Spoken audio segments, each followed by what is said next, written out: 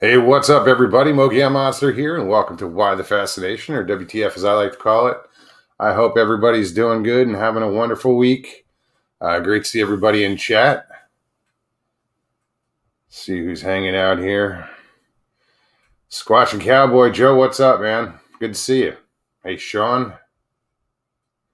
Sandra Piper. What's going on, Sandra? Doug K. Booty, you too. Craig, what's up, man? Jimbo, what's going on? Hey, Jimbo, here. Where the hell is it? Oh. Jimbo, this is for you. MonsterMogi@gmail.com. Hit me up. Get in touch with me about that task cam.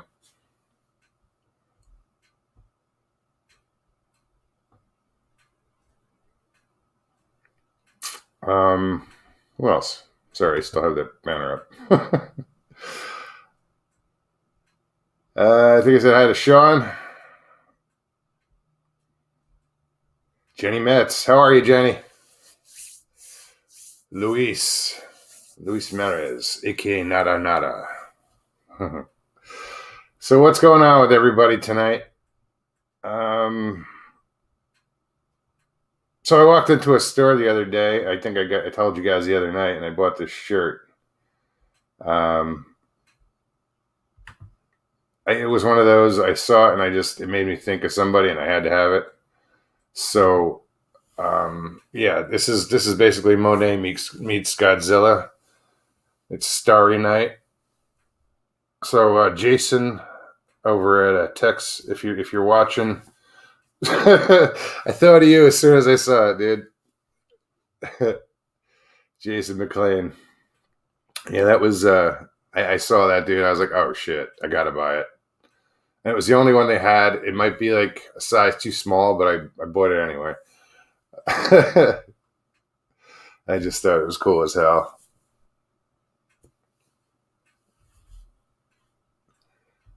Van Gogh will never be the same.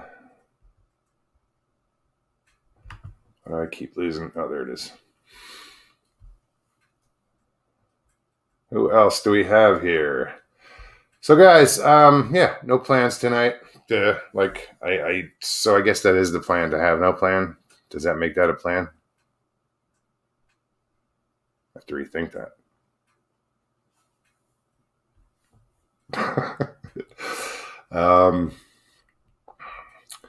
Yeah, anybody wants to jump on tonight, feel free. Jimbo, you want to come on? Anybody? I'm going to throw that link in chat so you guys can just click on it right in chat and come on. No co-host tonight. So, and it's kind of weird, man. I mean, Dogger's only been on a couple times, like a handful of times, like 5 or whatever. And I kind of rely on her now. I'm like, shit, I got to go on by myself. Oh, wait, I just did it. How many friggin' shows have I done? Actually, I do know how many shows I've done. And speaking of that, keep the 22nd of this month open. It's Thursday. It's going to be my 100th show. Right now I'm at 95. So yeah, I think it's 1, 2, 3, something like that. Yeah, so I'm going to start getting in touch with some people and see if they want to come on and just hang out and, we'll have a good night. I mean, 100 shows, goddamn, how the hell did I pull that one off? I mean, really? It kind of freaks me out. But hey, we did it. Because I couldn't have done it without any of you, It's been a ride. It's been fun. And I'm excited to see what the future holds, we got a lot to look forward to. We're just starting, we're just getting going. It's been tough. I mean, there's days, I fret. During the day, I'm like, oh shit, I have a show tonight. What am I going to do? Same as you do every week. Nothing. But it's not about me doing anything. It's about you guys. That's why we're here. That's why I'm here. Is I want to hear from you guys and you know and get to know you guys. So that's why I do the way I do. Putting the link in the chat, and there were times when I had guests on, but I think it works. Hold on, let me see. Brandy, I have to check if she asked if I got an email earlier. I'll look. So, forgot what I was saying. Oops. Chick feed, hello. Mike Kirkpatrick. What's up, brother? Impossible possible. Mike, you were there from the beginning, man. I just got chills, dude. That's cool. Yeah, you were there from the beginning. So I'm gonna ask you to come on that night and say hi. So I believe that's the 22nd. I'll double check. But yeah, 100 shows. That's gonna be crazy. And congratulations to Tex. This Monday he will be having his 100th episode of Texas Front Porch. That's awesome, man. Great accomplishment. I'm glad I'm right behind you with that. As far as the 100th, it's an awesome milestone. I kind of got excited when I hit 50, and now we just doubled that almost. Soon, so like 2 weeks, I think 5 more shows after tonight, and damn. And I look back and I still, and it hasn't even been a year since the show's been on.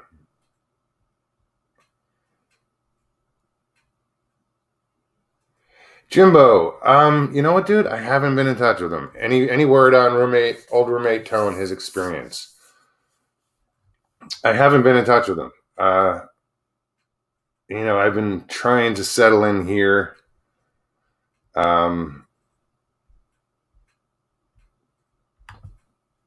So I've just been distracted with life itself and this whole new experience here. So yeah, I'll get in touch with him again soon because I do want to hear. I didn't want to pester him. I thought, oh yeah, it would be a good idea to he's fresh. It just happened. So I heard when it just happened. I was the first person he called, and he needed some time to chill. So that's why I really haven't pushed it either. I want him to process that whole experience and cope with it. And when he's ready to talk, he'll talk. But he got in touch with me that day because he had to talk. He had to get it out. He had to, and I was the only one he thought he could talk to. And I was thrilled that he did get in touch with me. So, yeah, I'll get in touch with him soon. Thanks for asking, dude.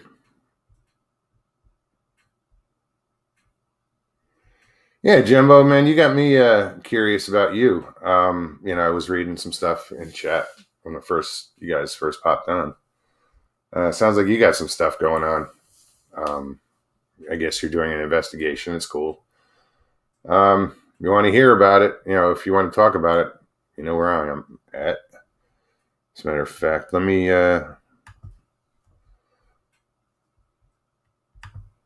post the link in chat. I don't know why I just hit the Gmail button. I just needed to copy it. All right. In chat. Anybody wants to use it? Push it. What's up, Emma? Good to see you. Hi, Judy. Hello, Sandy. How are you? Super Sleuth. What's going on? Uncle Bones. Welcome, man. Oh, did I hit another button wrong? What did I do? No red buttons tonight. It's all the way over there. Prairie Fire. Wow. Great to see you. It's been a long time. You hiding? Welcome.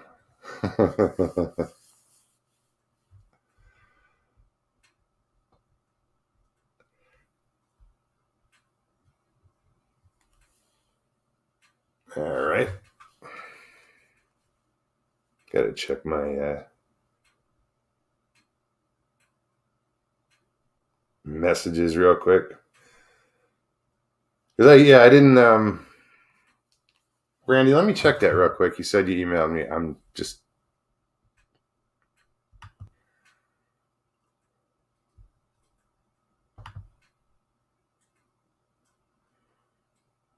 Oh, there it is. Hold on.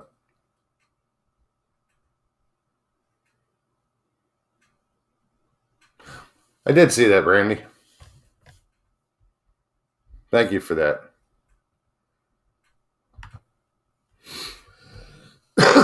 It was interesting. The other day, last show, excuse me, I didn't mean to cough on the mic. That was rude. We mentioned, was it possible that people were seeing spirits of Bigfoot in the woods? You know, like we have spirits, we have ghosts. So why wouldn't a Bigfoot? People argue, well, maybe they don't have souls, whatever. But yeah, it was just a theory that maybe all this cloaking and shit was actually spirits. But Brandy sent me some pictures. Yeah, they're cool. Thank you. Interesting. Huh. So Patrick Vaughn, what's happening? Good to see you.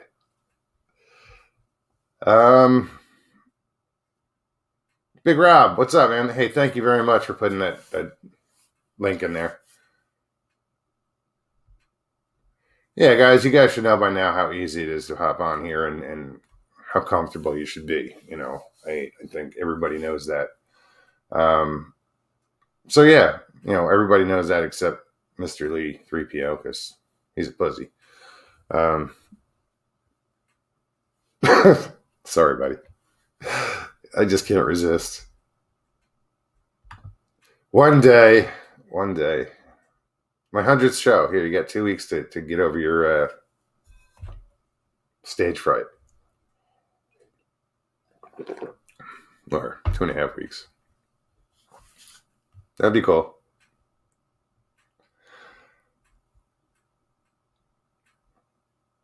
Who else do we have here?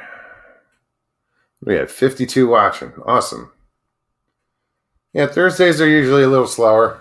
Although we just started. It's only been 13 minutes. Damn. Seems like an hour.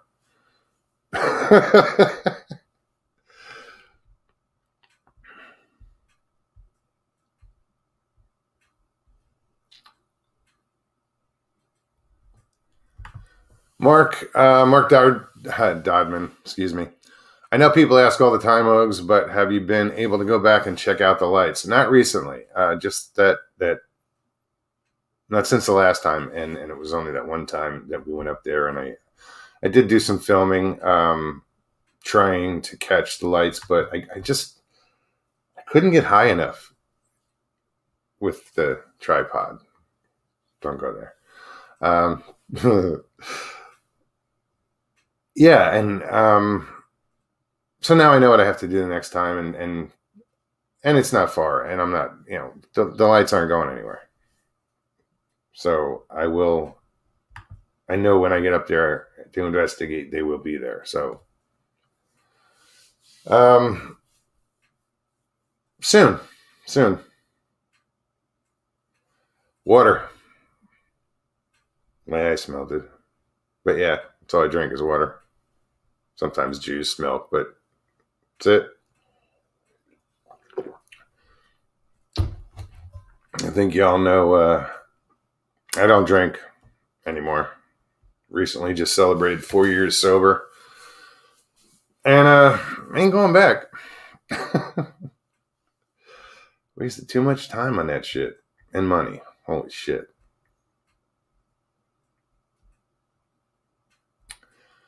Yeah, it's freaking in the news today. You guys, I'd mentioned I wanted to go hit some of these rivers and do some fossil searching for fossils and stuff, where you can bring like you bring a strainer or a colander or stuff so you can sift through the gravel and stuff. Well, some guy was doing that one of the rivers, and he got attacked by an alligator. He lived, but damn, he was, I don't know if he was just snorkeling and diving in this river, and damn thing grabbed him by the head, and he ended up with like 32 staples in his noggin. Yikes.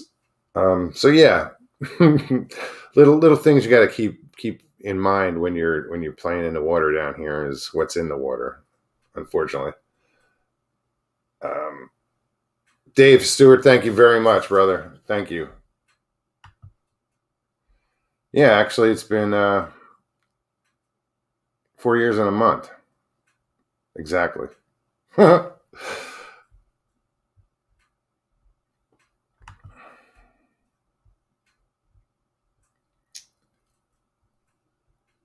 like it, Rob. It's just short of begging.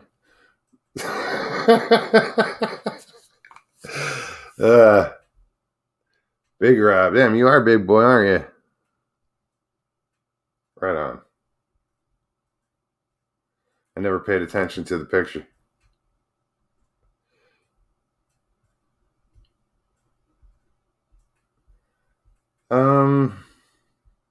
What else?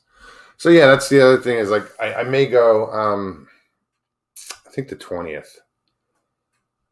Yeah, I know the 20th. I'm gonna disappear that day. This year it's Sunday. It's just a day I take for myself, and I get lost. So I think I'm gonna take out the kayak. That definitely I want to take it out before then, but that day I'm gonna go and just I don't know if I'm gonna do rivers or if I'm gonna do like the local bays and the Gulf. Um, but yeah, I'll be doing that. That's one of the things I'm gonna be doing. I got to get the mount for the GoPro or whatever the hell it is. It's not a GoPro, but and maybe pick up another one because I want to record all these outings. I have some footage of fishing and stuff. I wasn't happy with it, or you know what, I can edit enough to put a video together so you guys can see what's going on down here. But I want to get some more footage and just like I showed you guys the video with the owls. That was fun. That was fun to put together, and it was right here. So there's so much that's right here. I mean, okay, it's not in my yard, but like the owls are. But yeah, I'm going to start getting out there and recording, and like I said, I want to start putting videos out. Maybe on it, and they don't have to be. It's not going to be paranormal and stuff like that. It's just what's going on down here. Take you out kayaking, fishing, whatever. Once I have the proper equipment for that, and I'm getting there. I'm what do I need? One more camera. Hey Sharon, good to see you. Ida Bustamante, what's happening? I love saying your name. Long Island Bigfoot, what's up, Mike? How you doing, brother? Hey, congrats again on the little one coming. That's awesome.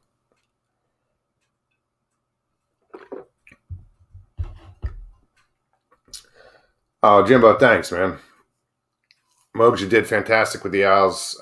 Fishing would be epic, I think. Yeah, I think it will.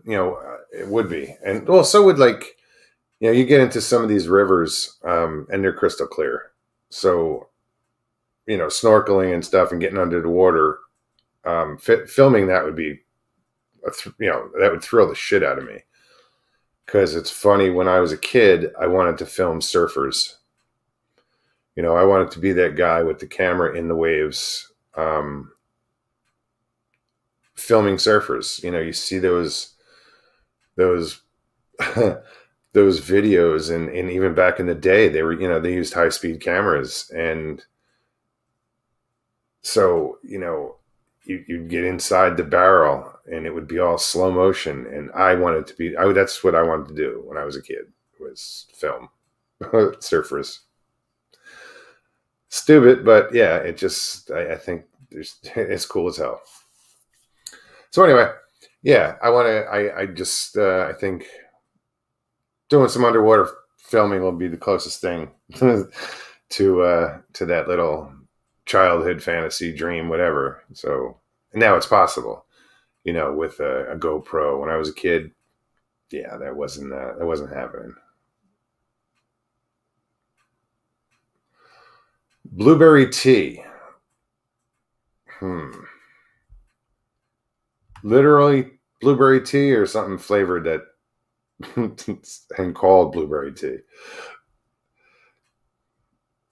Because I've had some things with funny names like Fruity Pebbles. But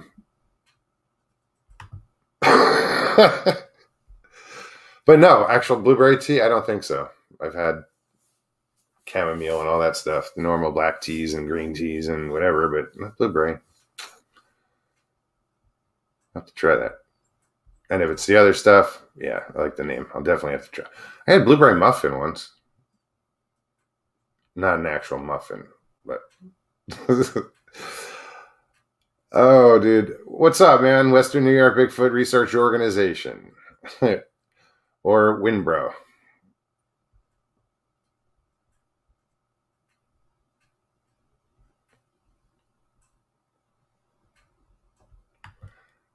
LIB, go live, sir. I guess it helps if I post the link, because that one's long gone. Oh yeah, and yeah, Big Rob is posting it as well. Once again, guys, if you want to pop on, hit the link. Yeah, there's some pretty cool places. I mean, I think it would be cool as hell to like swim with manatees and film that. I've seen, there's porpoise and dolphin here. I've seen some dolphin recently. Well, I was out on this new pier they put in and saw some dolphin in the river. Or it's not the river. It's Matlacha Pass. It's pretty cool. It's just different here. Coming from the desert back to the ocean is pretty cool. It's like full circle. Who else we have?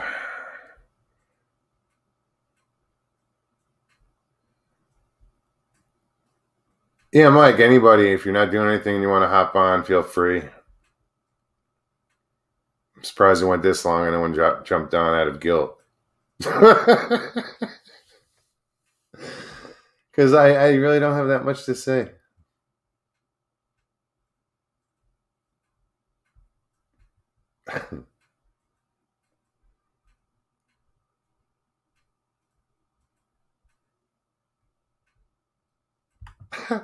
Joe says, I gave Ida a shout out on my video. I was scared to say her last name. What did I say? Bustamante? I don't know. It's a cool name. I think it's Bustamante.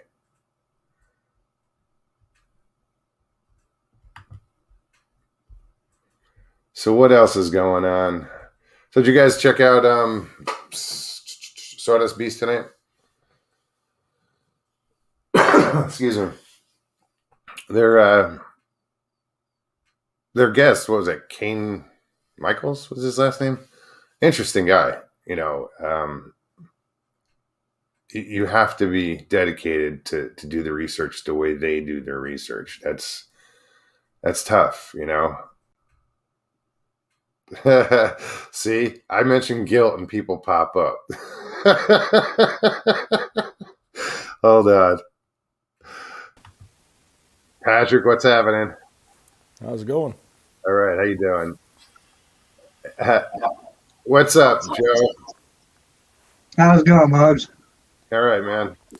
Well, welcome. Okay, I'm getting a echo, so I got to put on my headphones. I just popping in to say hi. Right on. No, I appreciate it. So, what's everybody up to? I mean, just Patrick. What's going on? Is there a delay, Patrick? I think there's a delay. That's weird. Anybody else got a delay? Nah. No. Mm-mm.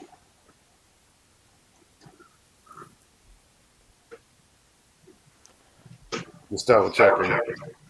Yeah, I'm getting an echo. So I don't know if somebody still has their YouTube on or the speakers on, or somebody might. Joe, you might have to use headphones or earphones if you have them. Let me hang on. Did that do anything? I'm. Yeah, no, that's it. It's gone. Perfect. There's no echo. Okay. Okay. So what do you guys got? What's on your mind? Okay. Now I just got back from the Adirondacks, man. Oh, right on. Took a trip up there and spent about 4 days up there, and doing video camping. Looking for Sasquatch, see if I could draw him in. But Did you get how was the weather? I know you guys just got pounded up there. well, Sunday we started Sunday, and I didn't do that, by the way. Patrick left on his own. okay. We started Sunday, and it started to rain Sunday, and it wasn't too bad. We got set up, the camp set up before the rain really hit, so that was cool. And then Monday and Tuesday, and Wednesday was a nice day, but it rained Wednesday night, poured, and then Thursday we had to leave, so we had to break down the rain, break everything down. And I hate breaking camp when it's everything soaked, man. Oh, that's the worst. But other than that, I mean, the trip was good. We had a good time, man. I can't say that I found any definite signs of Sasquatch, but I mean, if they're there, man, I mean, if they're anywhere in New York, man, they're going to be in the 80K. I mean, oh yeah, I mean, it's all right. I'm getting a bad echo now. If you have volume on anything, turn it down. Except you should be able to hear me, but there we go. How's that? Let's see. Yeah, I don't hear it now. Okay. Yeah, considering it's the nation's largest state park. Yeah, like 6 million miles of square miles. Yeah, 6 million square miles. Hey, there he is. He's back.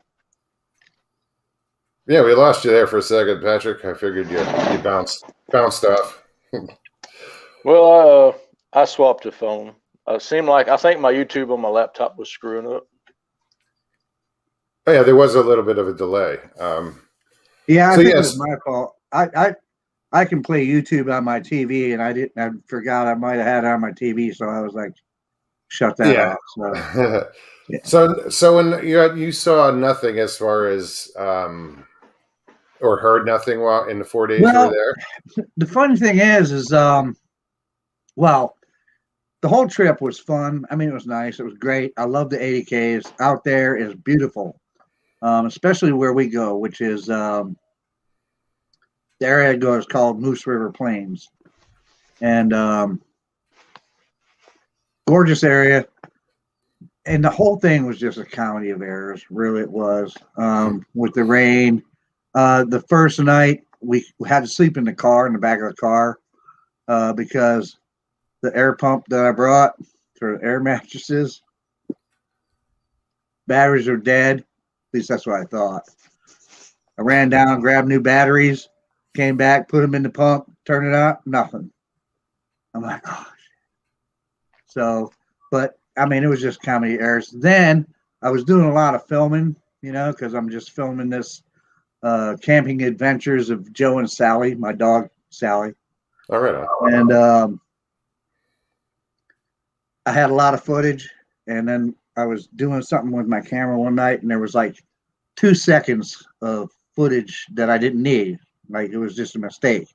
So I go to delete it. Next thing I know, all the files are deleted. So every bit of footage I took was gone, man. And, I did a really cool thing on, part of it's like showing you how to cook really well when you camp. So I did a whole thing on how to make a breakfast casserole while you're camping in your little Dutch oven. Mm-hmm. We lost it. All gone. All gone. Still getting that echo. Huh. Well, I don't have anything on now. It might just be coming through your speaker because you don't have headphones on or. Here, let's try this. I'll put these on and see what happens. Bet it goes away.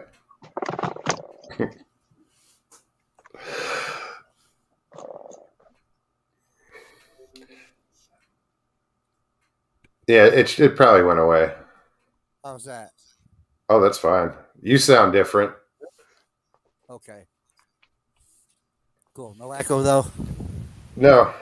Oh, awesome. Awesome. Okay. Yeah. But yeah, so it was, just a comedy of errors, man. I did actually see it, and it's on my page. I filmed some structures. Is going back in, man. This is pretty deep in Moose River Plains, and there's this one section on the road going back towards the campsites. It just like jumps out at you like these 2 great big X's. Oh wow! Yeah, and it's actually the one was the one that caught my eye at first. I didn't even see that there were actually 2 of them, and it was a double structure, more or less. Now, I don't know. I think it's just a random act of nature, but just the way it looked, man, was like, wow, you really want to put meaning to it. Sure. Because, wow, it's a double structure, man. I mean, it isn't really cool looking, but I can't say 100%, that Sasquatch came along, pushed, 4 trees together and made 2 X's, but it is right by a road, right? So a lot of people think X structure by a road, that's telling each other, hey, there's a road here. There's some sort of possible danger that you're about to, situation. Watch, that's a theory that somebody I know has because he's found X's by roads, These, they look neat. And I put the video up that I took. So it's like people be the judge, man. Did Sasquatch do that or not? I can't say 100% that he did, but. No, that's like a really good way to approach it. I mean, you just let people decide, show your evidence and just let people decide for themselves. Yeah. Then that's a great way to do it. What about you, Patrick? What's up? I'm just gonna pop in, say hi. Say, it's been a while. I love your show. It's hard for me to catch it. I'm always up like 4 a.m, work till 5 in the afternoon. Yeah, it's hard funny. to catch.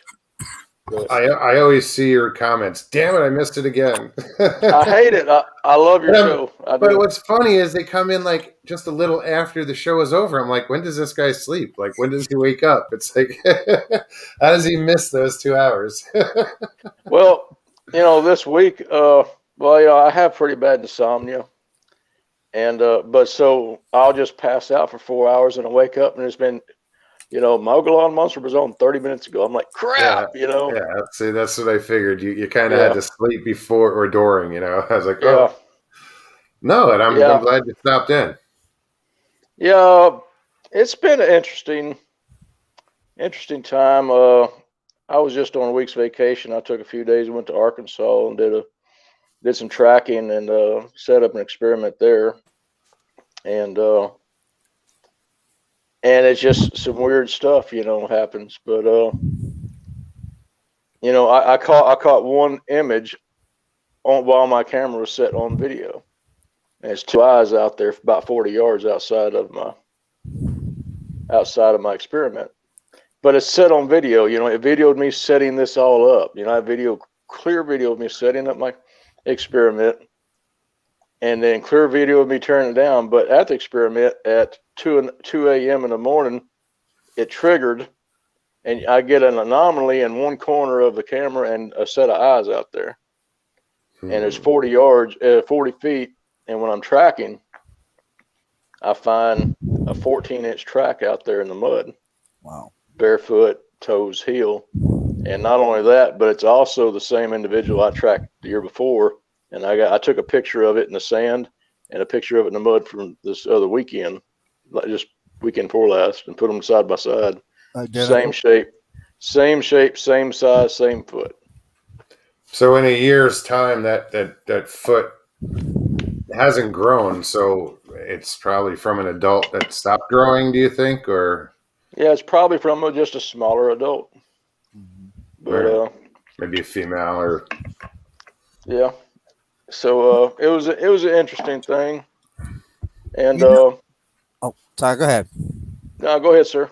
I was just going to interject. I actually have a chart, and I don't know who came up with the chart, but it shows you it gives you the approximate size, weight, and etc. Based on the size of footprint.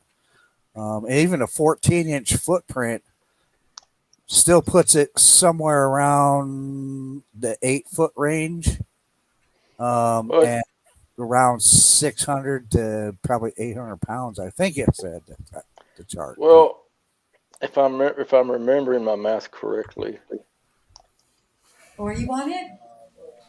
What? it seemed like it's either 0.3 or 0.43 or 0.45 inches. I'd have to. It's 0.43 or 0.45 times the length of the track will actually give you the height, a close reference to height. I have to double check my math on that. Right. But I think that's how they did this chart. But I know that chart you're talking about, and I'm trying to remember who put it out. I don't remember who put it out, but I've seen it. well, I mean, it's very difficult. It's like trying to chart out a human foot. Yeah. You know, you can have a 6 foot tall human foot with a size 10 or a size 13. You know, so it's kind of difficult. Yeah. But I did come up with a formula for that, and also just witnessing one of them as a juvenile grow from 8 inches all the way to where he is now. He's, you know, I saw him last fall at 7 foot tall, but and tracking him, and just extrapolating back. And I do believe most of them are born between January and May. You know, just from tracking.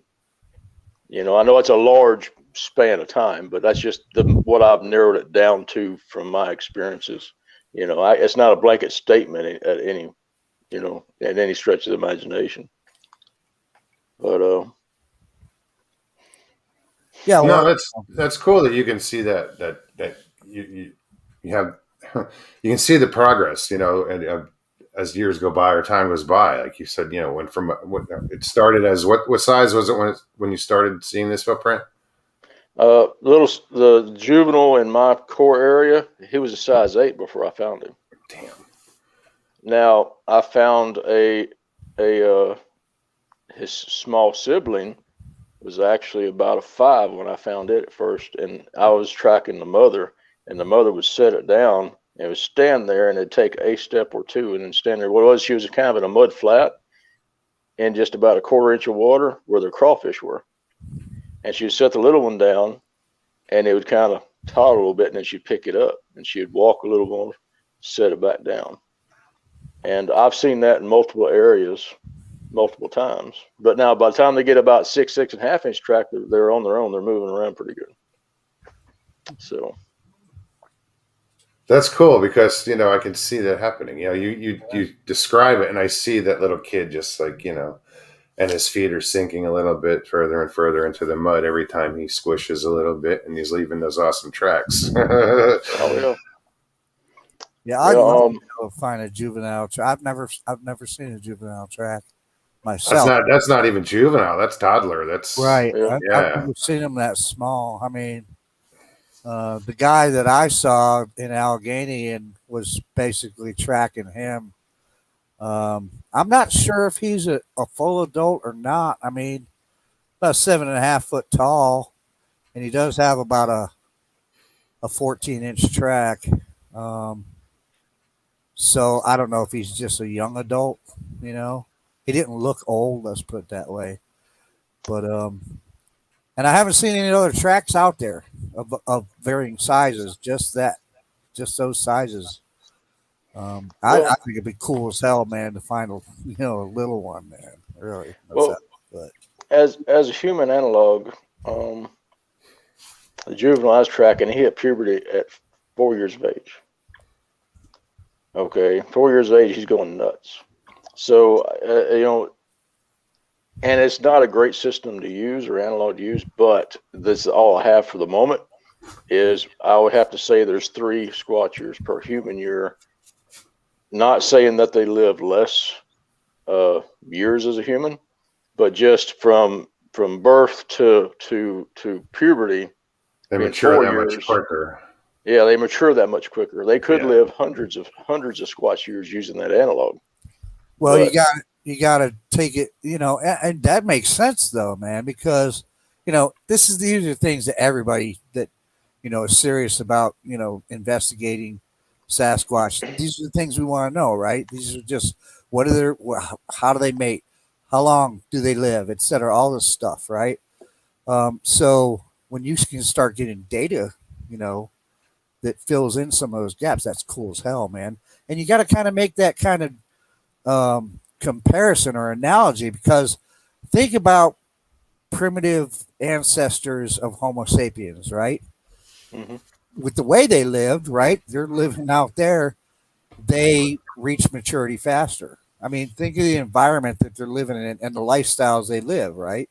They would have to reach maturity quicker, it would seem to me. Mhm. I don't know. I don't know if it would be a physical maturity though. Like the with the Squatch, I could see that. But if you're saying humans, like primitive humans, like there's still more human than I don't know. Well, for example, what I mean by that, Mogs, is like, for example, like Homo erectus, um, their actual um, time as in their childhood was very short. They matured quickly and Really, reached adulthood a lot quicker than we do now. Um, I didn't realize that. yeah. So in the same type of way, the primitive way in which Sasquatch live, very similar. You would think that childhood probably doesn't last very long, and I get it. Yeah. Okay. reach maturity a lot quicker. Makes sense to me, but No, it makes sense. again, I'm no expert, right? Nobody is. Never claimed to Yeah. be, but I'm smart enough to go, well, things that make sense. Sure. you Well, know, I mean, But I wish well, more people thought that way. yeah. Well, there are no experts. There's just some people That who have have a no. lot of knowledge. Yeah, I mean, and I've had people use expert and throw it at me in a derogatory way.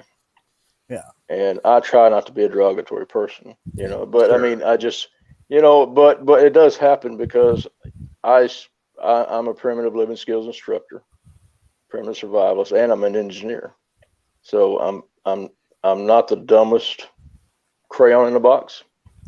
And I use my primitive living skills insight and and they're way better than I am. I'm telling you right now, they're masters. But just trying to use what I know in the areas that they're going to need what they need at the times they're going to need them at, and use that to research how they use land, how they move, and tracking them tells such a story from a size 5 until they're a size 17. Yeah. Tracking them, what they're doing. Like I tracked this female. She walks up and sits on a little knoll the little 8-inch track is running circles all around her.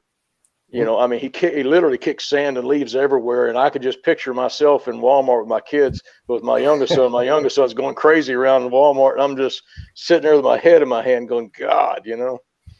So the insight you get from tracking really helps too. Yeah, it paints a picture. You know what bugs me is the thing about this whole, the inside the Bigfoot community thing is that you take a guy like you, Patrick. I mean, undoubtedly, you're a smart guy. I can tell that. You know, you're an engineer. You know the things that, but there are so many people. How many people? And you've probably had people be like, "Yeah, yeah, that guy's full of shit. He's, blah blah blah." And even other researchers, they're not except. I'm like, look, if somebody's getting the data, man, eventually, you people out there that are like, oh, well, I don't know whether it's jealousy because you're not finding this shit and you're not coming up with this data, or whether you just like, well, nobody can find it, or I haven't found it, so nobody's found it, But if you can start coming up with data like that, people got to start accepting the data, like you're saying, like, the things that you're finding from doing what you're doing, tracking these ones, you've actually, seeing a small one grow, et cetera. Eventually you got to start saying, okay, like me, I can take that and go, well, wait a minute, this guy came up with this data.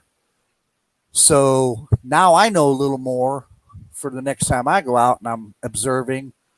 If I get into that situation, right?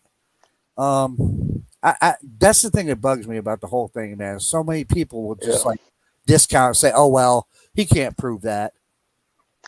Well, if I have data, there's your proof right there. Well, yeah.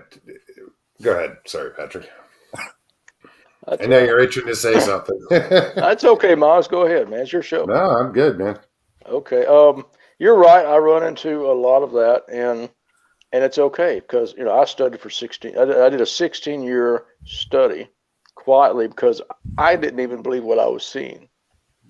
Okay, I had a hard time, and after and it took me 8 years to wrap my head around this is real, to have enough experience to say this is a real thing. It took me another 14. It took me 14 to talk about it to my best friend, and then after 16, I said, okay, I've got to say something because there's a safety factor here, and I'm here as an asset, not a competitor. I'm not here to be asinine about anything or try to debunk anybody, but I do want good information put out there.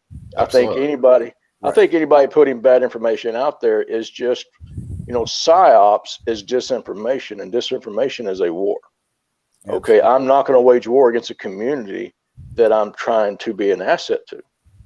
And so I put the best. I'm an open book. If you can ask me, you can go on Patrick Vaughn Facebook, and I was pointed out to me that my tracking albums weren't public, so I made them public for anybody to go in and look at.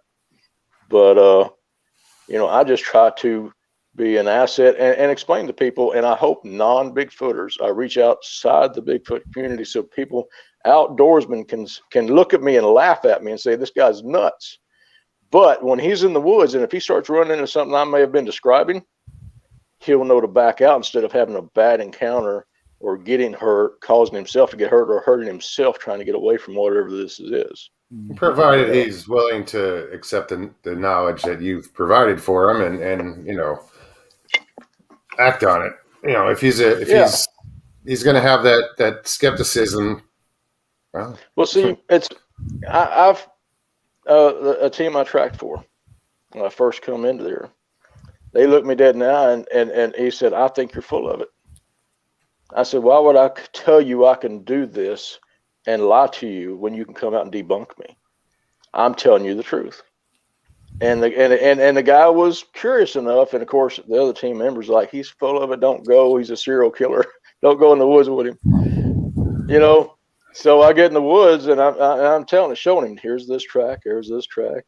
I got him knocked at, screamed at, yelled at. I had the core group that I've been studying for 16 years come to just outside our camp and did 2 whoops and 2 sets of 2 knocks.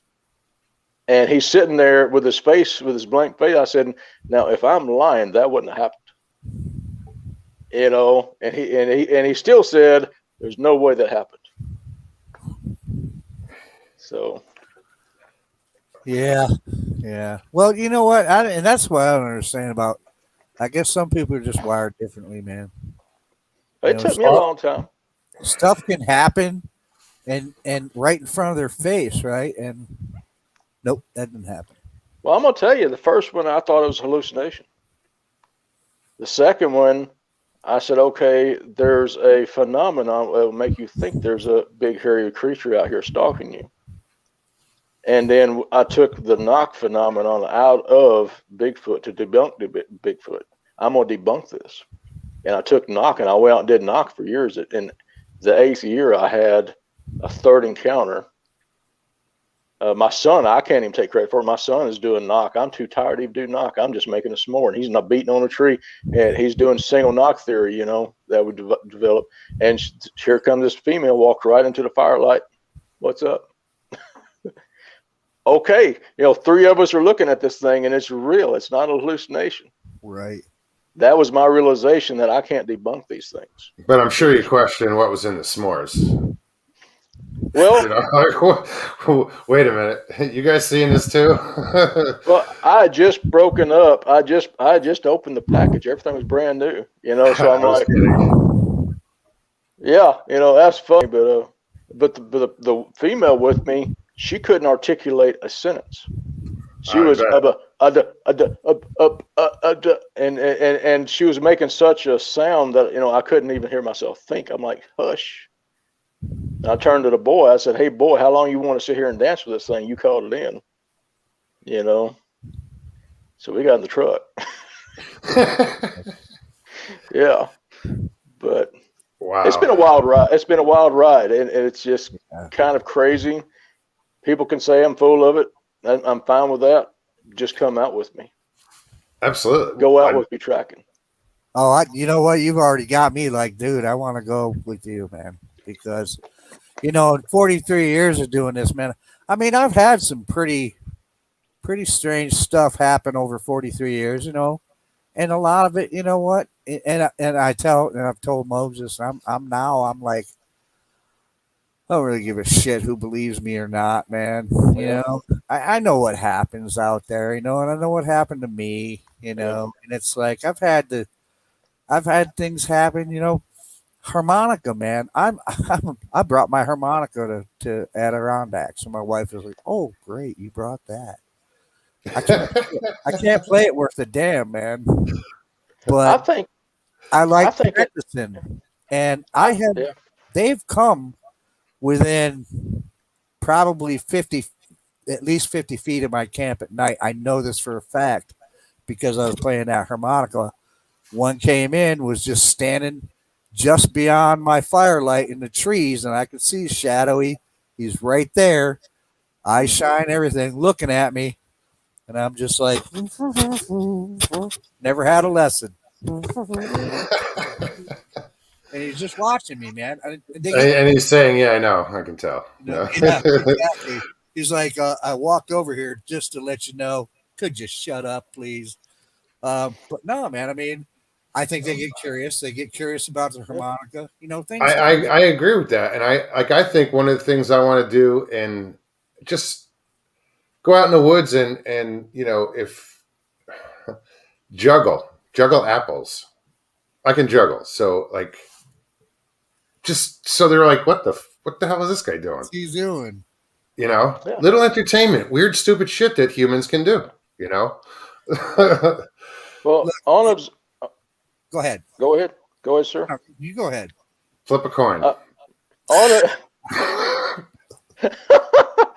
Unobserved behavior out in the middle of the woods is absolutely curious to them. Also, another thing that causes their attention, gets their attention, is what does this person's presence mean to my survival? Of course. That's another thing. So. Yeah, I mean, I agree, man. And I mean, a lot of encounters and everybody said it, right? You don't find them, they find you, really. And a lot of times that is the case, man. The reason why, if you're out camping and you have an encounter, is because you're doing something that makes them go, "What are they doing over there?" Yeah. And they come check you out. You know. Well, out of 18 years, only twice I've actually set out and accomplished my goal that I set accomplished. Most everything else was I got something different than I was wanting to accomplish, or it was by pure they come to me. You know, I may be out there squatching, but I can't take credit for it. They turn around on me. Right. You know, so No, I'd love to get out sometime with you, Joe, and check out what you do up there. Patrick, also you. I mean, I don't know if you watched the other night. I mentioned how I one of my idols, or just somebody I looked up to when I was a kid, was a tracker. And I don't know if you saw the books I pointed out. Have you heard of Tom Brown Jr.? yeah. Okay. Yeah. Yeah, he's in Jersey. Yeah. So it was just weird that the other day I mentioned it and to my roommate, and she pulls out 3 of his books that she's been carrying around since she was 15 years old. I'm like, this guy was like a huge influence in my childhood, you know, so it was just bizarre. So I was curious. I don't know if I'd asked you once before if you had ever heard of him. Yeah. Well, tracking can show you so much, and I enjoy it. You know, and I never believed in Bigfoot ever. Bigfoot didn't exist to me. But then I run into this thing, and I hadn't practiced tracking in a while. I actually had to up my game 5-fold to be able to track them, and I had to relearn some of the things I'd forgotten from, because you know my grandfather was a tracker and my father was a tracker and great woodsman, and so I had to go back, reach way back in those files and pull it forward to be able to do it. But you just learn so much. I think every team has to have a tracker, and you can't do it all. It takes a team. You know, it takes all of me to track. I need someone running the camera, because there's no way I can fidget with a camera when I'm tracking. Sure. You know, so yeah. Yeah, we got a guy that we have a tracker. I kind of collaborate with New York Bigfoot Society on certain things. We're part of like the big family. So, and we have a tracker, William. He is really good. We call him Hunter Man. Guy is inordinately out there in the woods all the time. He teaches survival training Yeah. and all kinds of stuff, and he's a tracker. And so I agree with you. You need a tracker, and somebody like me, you know, Gary tells, you know, when they, you know, are looking at what's supposed to be a Sasquatch track, they'll look at me and go, "Well, what do you think?" Because I've studied them, man. I know what they look like, you know, and I know, you know, I'm not saying I can't be fooled. Maybe sometimes I have been, and there might be a couple times I've been mistaken, but for the most part, I've studied them. I've studied that foot. I know how it moves, what kind of track it will make, etc. And but yeah, and like you said, man, the track tells a story. Absolutely. Yeah. Well, and I'm lucky. I mean, I'm in Louisiana. I'm not in the mountains. You know, I got the track in one of the muddiest damn states around. You know, but yeah, they're you know, their tracks. A human, it's extremely difficult to fake a track, because the balls of the foot has to line up just right. The toes are proportionally shorter on a Sasquatch track than it is on a human track. And that goes back to a 10,000-year-old fossilized human track. The toes are even longer proportionally on a human track than it is on a Sasquatch track. You know, and the angle of the balls of the foot is just a little different. You know, I take a track and I put a point between the big toe and the second toe right in the center. And I put a point on the center of the heel and I draw a line. And then from this ball of foot to this ball of foot and draw a line. And the angle of that, you can't fake it. You Right. can't fake the proportions of the toes, and you cannot fake that angle line from the balls of feet to the bisecting line of the overall foot. Absolutely. And The foot just flexes totally different than a human being. mhm. Yeah, if you see compression on the outside of that foot and the heels and the ball, that's a human. Yeah. And I've had humans take their boot off and stomp it in mud and take a picture and say, "Look at that." Okay, I've had them do that, and I don't hurt anybody's feelings. I don't try to attack anybody. I just say, well, it's inconclusive to me. So, Right. which Yeah, it's different. Go ahead, sir. it is. It's it's what they call when you're looking at the foot and the way it's moving, the things that are called how do I pronounce it? Supination and pronation, the way the foot moves and bends and flexes. Yeah, it's totally different with the Sasquatch track than with the human track. And like you said, one dead giveaway is if there's, and you will always see it, unless there are some people, human beings, that are flat footed. But it's very rare to have where there is no arch whatsoever. Hmm. As soon as you see that arch, there's a pronounced arch. I'm sorry, it's a human footprint. Yeah. Sasquatch do not have that arch. Yeah, exactly.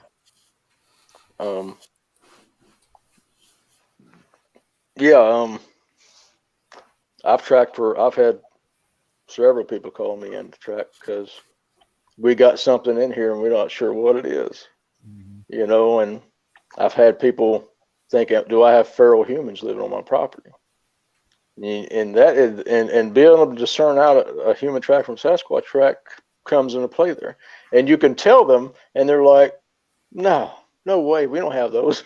That's up in Oregon and Washington State, Right. But Whitehall, New York, I watched a show in Whitehall, New York. They're supposed to be around there too. So Yeah, there were a lot of sightings in Whitehall. Yeah. Police, police saw them, and yeah. Back in 1970 something, but still to this very day, they're still having sightings there. Oh yeah. Mm-hmm. What's yeah, up? Sorry, I hate Go doing ahead. this, but Go I ahead. always want to do a quick couple shout outs to Mark. What's up? Sawdust Beast. Strangeland, what's going on, man? Good to see you. Wonder Woman, thanks for showing up. So I saw you over on the Mark show, and I had just checked out, and I didn't get a chance to say hi, Kathy. So hi. Who else? Sorry if I missed anybody, but carry on, gentlemen. Sorry, I didn't. I get anal about that. It's okay. I mean, I love the chat. I like sitting in chat talking to people, because I live alone. I don't work around a whole lot of people. I don't ever get to talk, But You're so good at it, though. I grew up very quiet. I'm very an introvert. I'm an introvert person. I just have to force myself, But one of my goals is designing experiments that anybody can do anywhere in the nation that will pick up evidence and solid footage of these beings. And so I've been working on designing that. And the problem I'm running into is a sensor-driven camera is too slow. And so I'm trying to solve that problem. You can put a camera. What I did is I did a fake coyote den and dug back into an embankment, and I had a camera set up in there. And I poured coyote urine because I have a hypothesis that they don't like competing with canines in their area. And so I set this fake coyote den up, and it triggers, but it doesn't catch what I wanted to catch. So I think and Doug Hychek was on the other night, and he's talking about sensors. You got to get away from sensors because the sensor, they can beat it every time. So I'm trying to figure that out at this moment. How's it going, LIB? What's up, Patrick? What's going on, Mike? My brother, another mother. What's up, Satch? What's up, bro? What's that, Mike? So yeah, but how? I mean, the only other option is to have a camera running full time with no sensors. I mean, right now. I mean, is there any other way to trip a camera without that? You know what I I'm mean? looking at a different type of sensor, perhaps a microwave sensor, which is basically like a radar, or I've also been thinking about a pressure switch with micro switches that buried. So if it steps on it, it kicks the camera on. So Hmm. I'm kicking both those ideas around. My cameras, That's interesting. they tend to malfunction at weird times, man. And Probably the most inopportune time too. absolutely. You were talking earlier, Patrick, about uh, filming, setting up stuff, and I had a situation where in the area out in Allegheny where I go out there, setting up a gifting thing, and my cameras, which work, I swear I've tested them, they work fine. They always have. Setting up a gifting situation, the cameras were filming me setting it up, and then I go leave it out there for a week or more, before I'll go back and check, see if anything's been to gifting, and no pictures on it except for me setting it up and coming back to check, but nothing else, and stuff is missing. It's like, where's the pictures of what took this stuff? And I can't figure it out. I can't figure it out. Yeah, that seems to be a phenomenon that is happening. And the next experiment I set up, I'm going to put 2 cameras. And so if 2 cameras have fault in them and they're being triggered, then it's not my camera. It's something that's around the camera doing it. And so yeah, I'm gonna go down that road a short ways. And if it isn't my camera, then I'm gonna have to go to a pressure switch system or something that's not electronically triggered.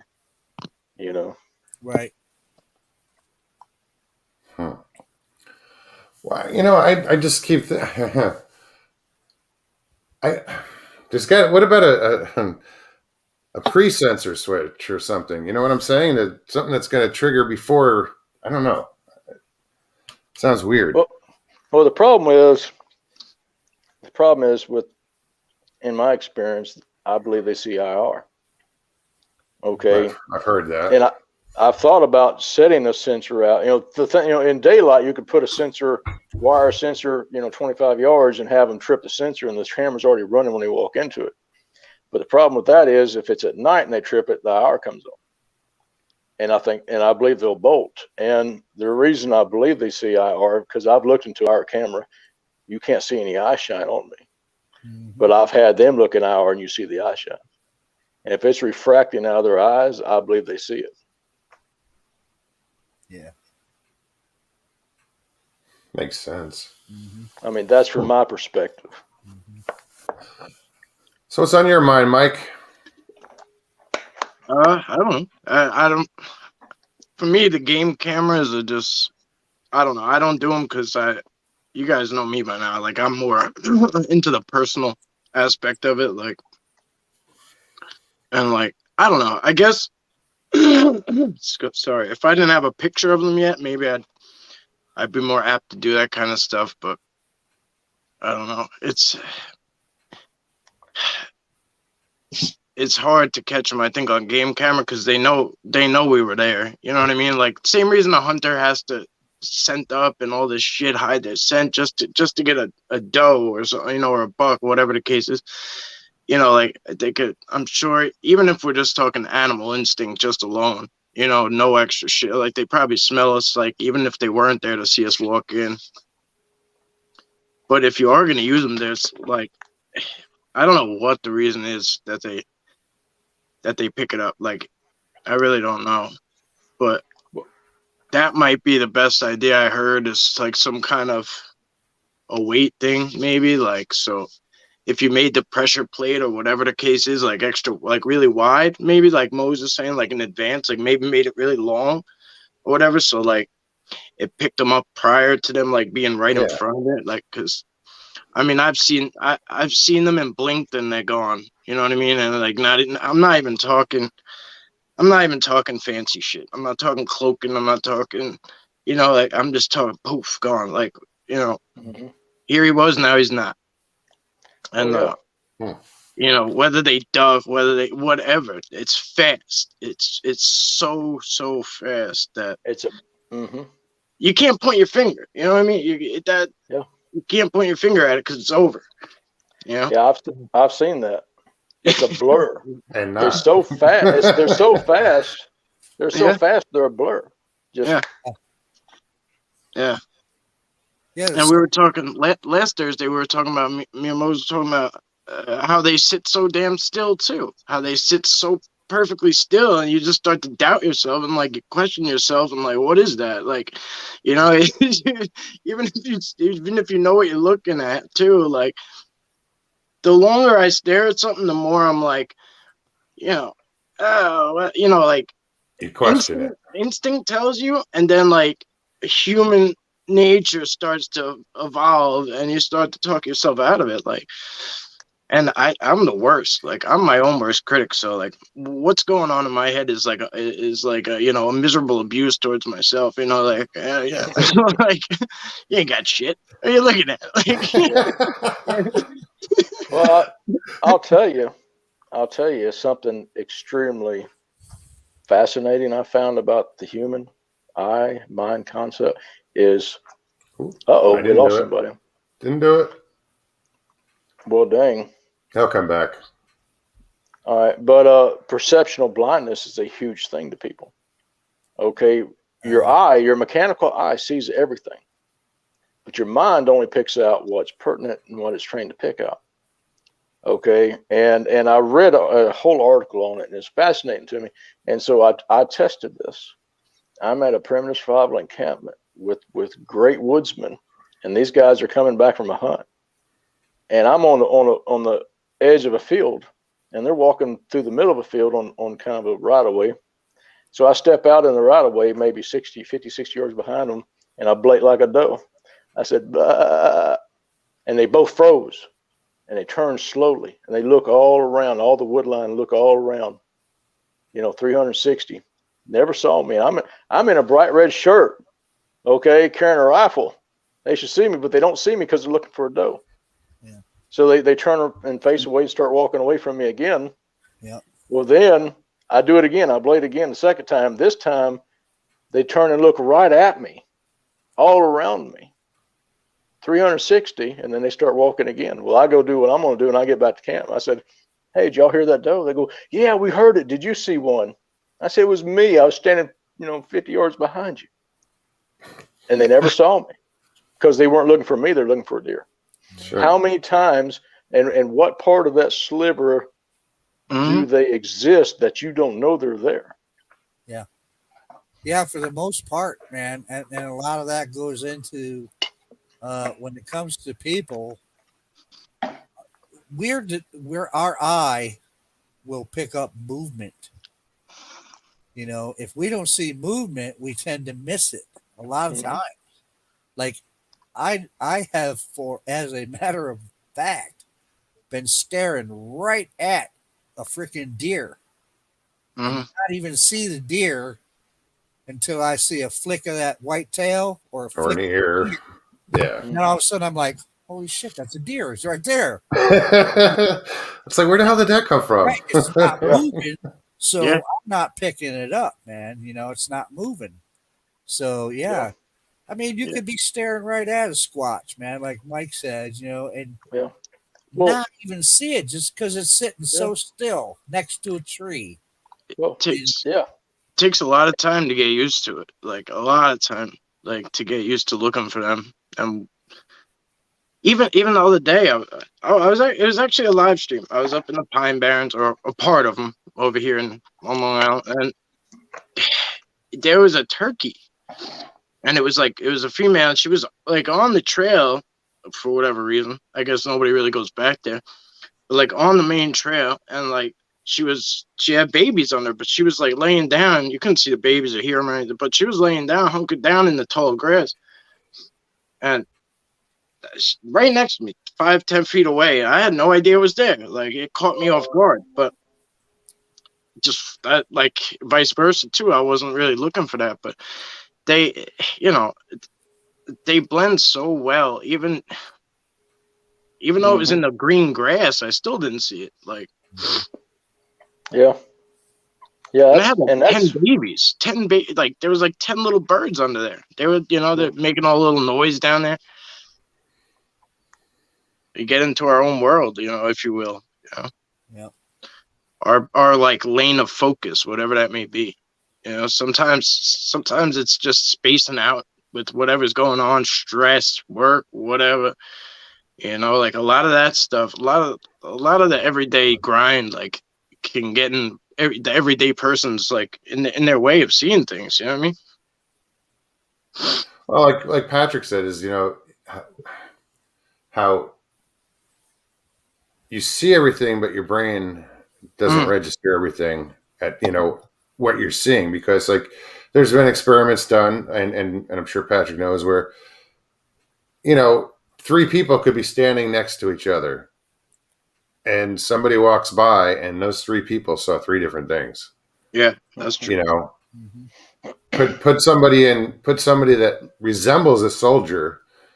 One of those 3 is going to say that he had a gun. Yeah. Even though he didn't, your mind creates what you're supposed to see when you see somebody in camouflage or fatigues or military. You're going to see a gun. It's weird how the mind works like that. Yeah. Mm-hmm. So. Yeah. I've spent a lot of times trying to take the filter out of how my perception, and just perceive what is there. When I'm out in the field, I'm not projecting. I am absorbing and experiencing. Perfect. Even tracking, I feel the woods. I let go of my modern man, and I just feel the hum of the woods. I listen to it until I feel it. And as I'm tracking, I feel what's out there as a hum. Anything that breaks that hum catches my attention. And I've told people there's something out there at 100 yards in these woods, and that's because you didn't get yourself in tune. So I think being in tune with your environment is extremely important as a researcher. Yep. Yeah. But And that takes a lot of time to do. I mean, you have to invest a lot of time to get to that point. Well, if you just go and sit in a nice quiet area in the woods and just meditate and listen and listen. And one of my tracking teachers off the reservation, first rule he taught me was never be impressed by yourself. That's the first rule he taught me. And then the second one was and I don't even know how to describe it, but you go down and you sit and you just listen all the way out till you discern all the sounds that you're hearing, birds and whatever else is out there, all the way till you can't hear anything but just a fuzz, a white noise, a hum, and you concentrate on that to the point that when you open your eyes, you still feel it. And it took a little while, but it's definitely doable. I mean, yeah, that I remember how hard it was in the beginning learning. Like before I even started the Reiki, like just the meditation was hard for me. They were, I couldn't not think of other things, and they were like, "Oh, every time you think of something else, just pull it back, just pull the focus back, just practice on that." I mean, like I couldn't, then I'd be like, I can't not think of other things, like. Like I was terrible at meditating. I mean, the worst. I saw no hope, but you're right. It takes some time. Well, I was very fortunate. I had a nun in a school that taught me how to meditate because of insomnia and anxiety. But Iron Dogger, how you doing, girl? I wish you were here. Yes. I mean, I've tracked Louisiana, Texas, Arkansas, Oklahoma, Mississippi, and some in Colorado and Wyoming. I have to get you down here to Florida. Yeah, I haven't been to Florida in years, but I do track other places. I hope you're feeling well, Iron Dog. Well, Patrick, by law, you don't really have to go there until you're 65. Oh, you almost made me spit my water out. I am up for retirement right now. I'd be the hottest guy on the senior block. Most eligible bachelor. Yeah. How you doing, little girl? Yeah. Leave those 50-year-olds alone. What? I'm almost 50 myself. Want to come over to my place and see my cats? I've got Elvis on vinyl.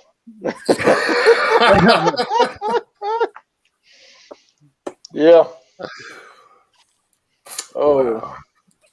Showing her age. So- Is Moog 65? Hilton says, "Are you out of your mind?" Sorry. 53, buddy. Hey, you look 50. You don't look 53. See, so I'm doing something right. Which I dated a woman. She was a little older than me, and she aged like milk. Oh no. Yeah. But I like an older woman, and a lot of my friends. I mean, a lot of my friends are 70, 71 years. You know, and people get hung up on age so much. I don't. I mean, there's more experienced people and there's less experienced people, and that's the way you got to look at it. You know. I get hung up on age when the person is young, like who haven't had a time to have experience yet. And you're gonna go fly off and start chatting and like we're talking, and it's like, dude, slow down. You haven't, you know, you're still wet behind the ears, bud. Yeah, well, I mean, I got 70, 80-year-old old guys. You know, they're like, "Oh, I'm so old, dude. You're in the middle of Colorado, 100 miles from nowhere, on a horseback carrying a flintlock rifle and a knife. Tell me how old you are." Yeah, how old you are? You know, I mean, you know, yeah, awesome people. So. Age is like, you know, I always, you know, I talk. It's a number. I'm a grumpy old man and all this other stuff. Yeah, look, I'm 57. Yeah, I'm closing faster on the 60 than I ever was.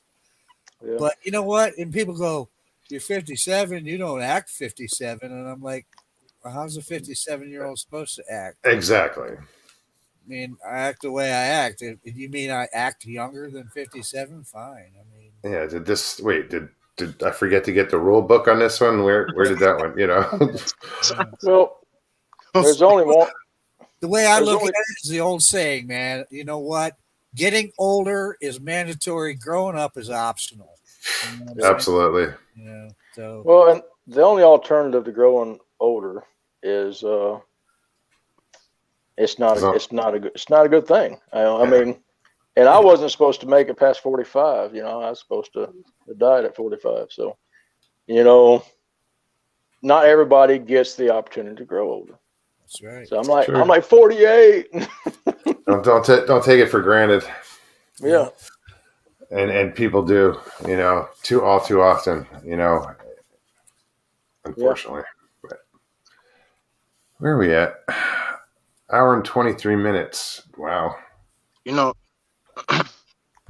something you said earlier, Patrick, was like how you go out there and how when you go out there, you go and you like feel things out, like, you know what I mean? Like when you go out, that's like some of the best stuff you can do. Like I had to like unlearn everything, like everything I saw, like on, you know, whatever, Bigfoot shows, whatever, wherever you want to put it. Like, it's even good to unlearn what I did last time, you know, because each time, totally new experience. And that's the best thing you could do is go out there with no expectations and no necessarily knowledge, you know what I mean? Because you can know about structures, but that ain't gonna help you really necessarily find the Sasquatch. Like, at least where I'm at, you know, they're anywhere and everywhere here. You're absolutely right, Mike, and the problem with taking knowledge with you is that you'll project things out into the woods, and you can also receive those projections back.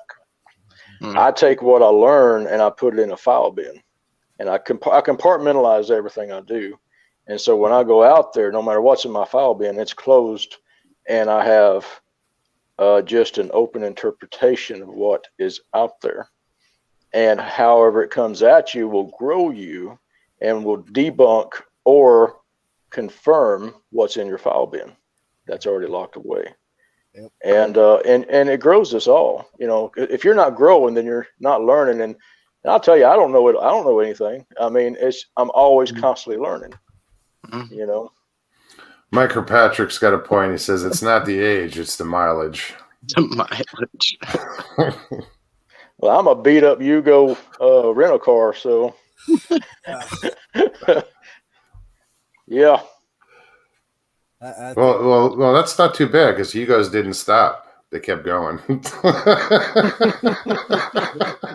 I think I'm more of a VW microbus myself, but yeah, I think so too. With all the windows. With all the windows. I love them things. I built a '67 VW, and I used the busher in transaxle with the reduction gear that's on the side on the axles with an adapted. I built an adapter plate that would adapt it from the conventional spring steel 3-bolt pattern for the conventional transaxle to the side mount reduction gear, and of course, you know, it hopped it up. I had 33 1250s on this thing with a 65 horsepower engine. It was Did you replace did you replace the flex capacitor? Or?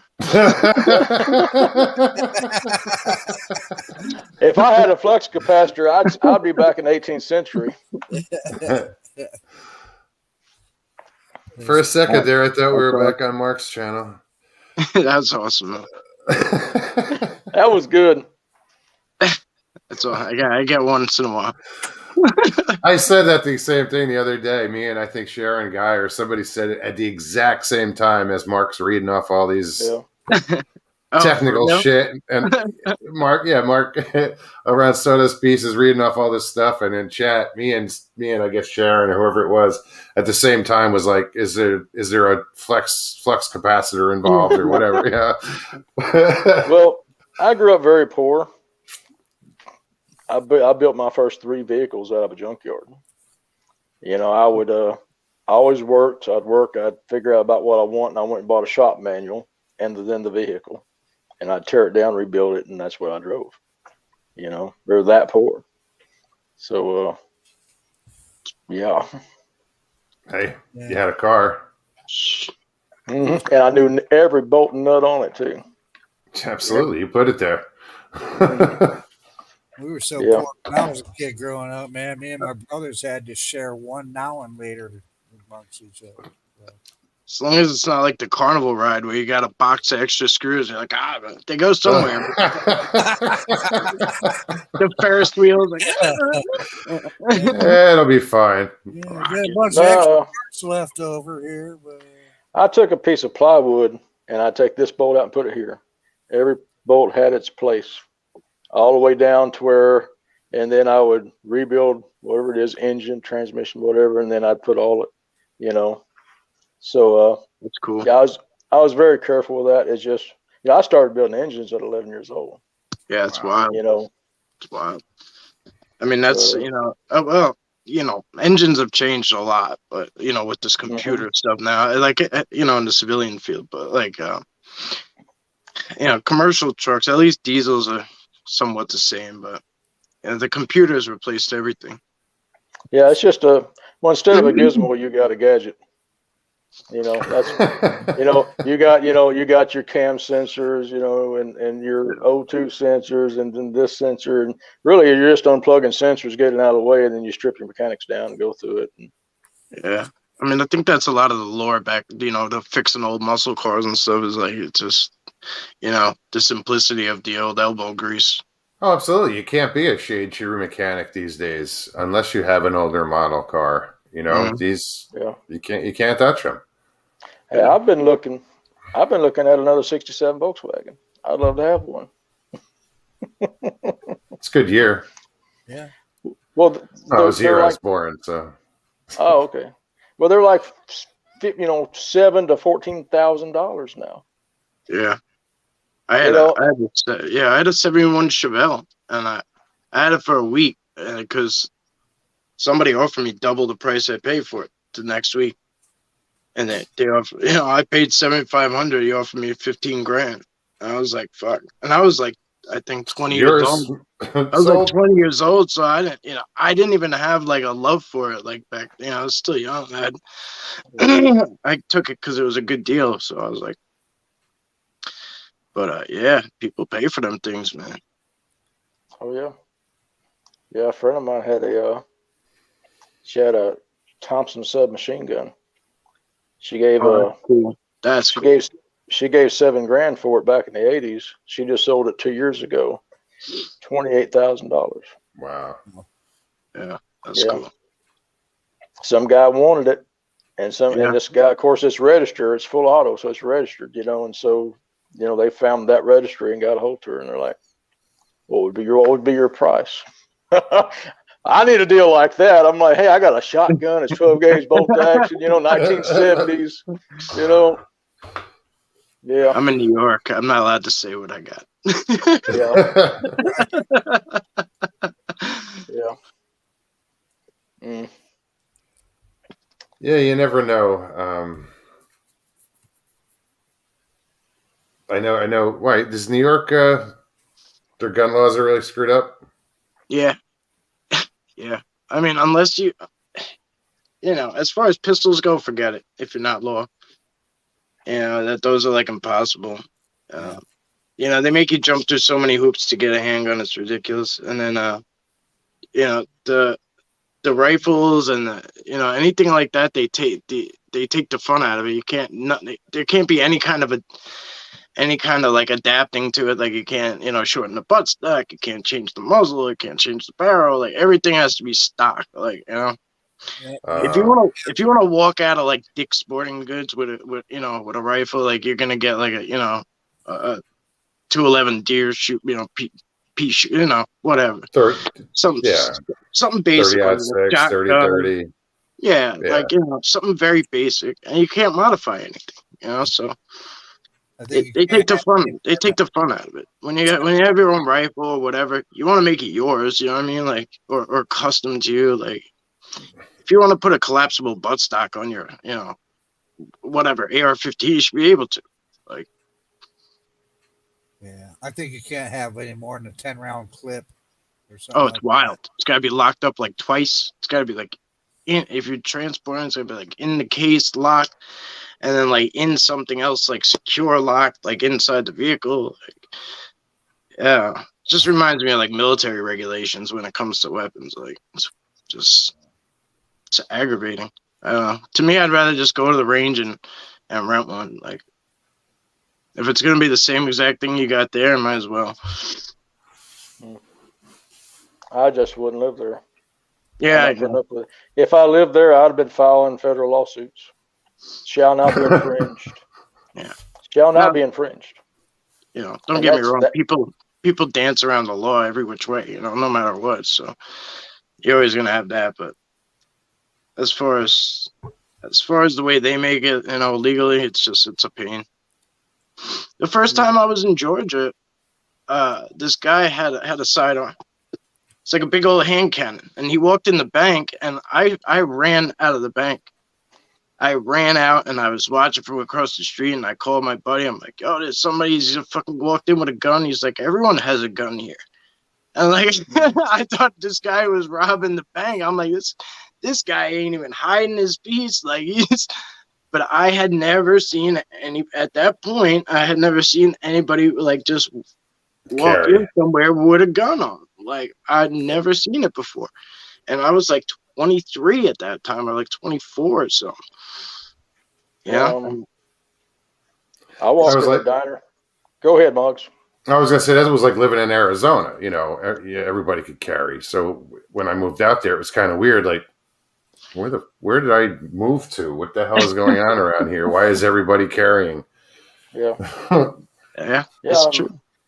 I normally have a 40 caliber on my hip, and I've walked into diners and guys sitting there, and I feel good that they are armed. If something goes down in there, we got some backup. Oh It yeah.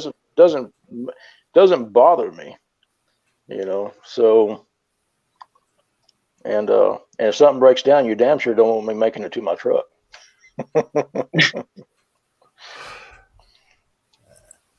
Yeah, I But, don't have a lot of guns. In fact, I don't have any. I have one gun. I don't have any. I don't begrudge people having guns, man. I wish I had more guns. I wish I could afford more guns. You know, Oh, I would I like used to have, at least another. I'd like to have a shotgun and a couple of rifles and stuff. But they're I used to. ridiculously expensive. The ones I want, man. So I don't know if they Oh, yeah. frown on if YouTube frowns on gun talk. We'll find out. Oh man, I hope not. I hope I not. don't care. YouTube, this It's is all a good. joke. But I used to own a particular thing for every single aspect of every kind of situation you come into, whether it's long range or short range Ah, or wait up. whatever it is, But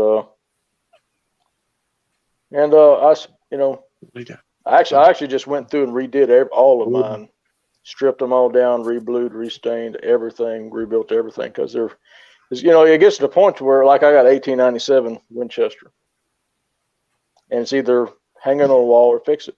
Well, I went through it with a fine tooth comb, rebuilt all of it, restained, reblued, it looks brand new.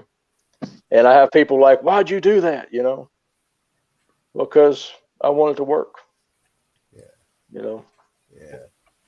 But I'm just get out people here. get weird about that because it with guns, refinishing them is like taboo Well, with an older gun. But you wanted something functional, so yeah.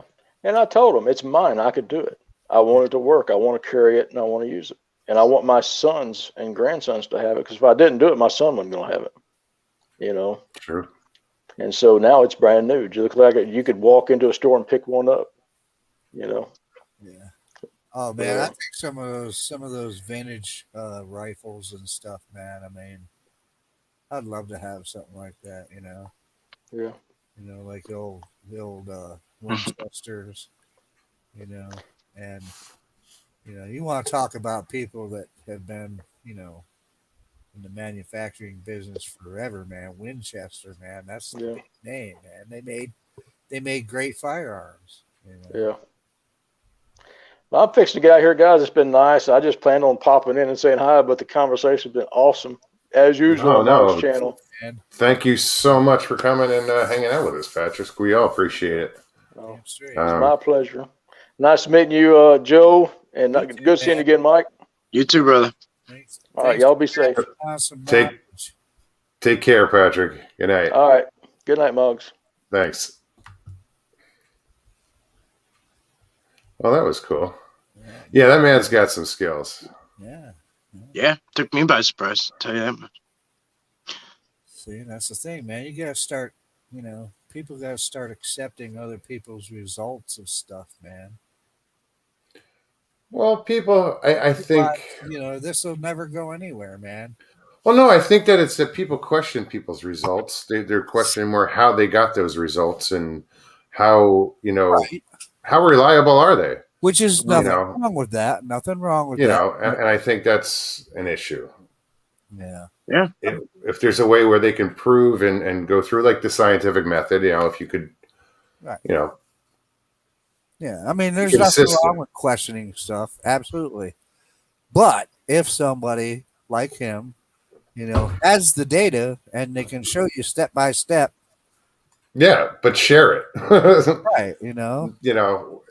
And he will, and that's what he's about. But, it's like some people do this research and it's sitting on a shelf somewhere, the results, It's like, I don't know. Like, for instance, that's like, these ahead. channels lately keep popping up, and for years and years and years, there's been a lot of people reluctant to speak. Like everyone I speak to that's had an encounter is like, between us, like I don't want to put it out there. Like now I see like probably 100 channels like with daily encounters, and I don't know, it's hard for me to accept when it's just a story and I'm not the person that's not there. Like, you know what I mean? Like, it's different when it's like an interview with someone. Okay, like they're there.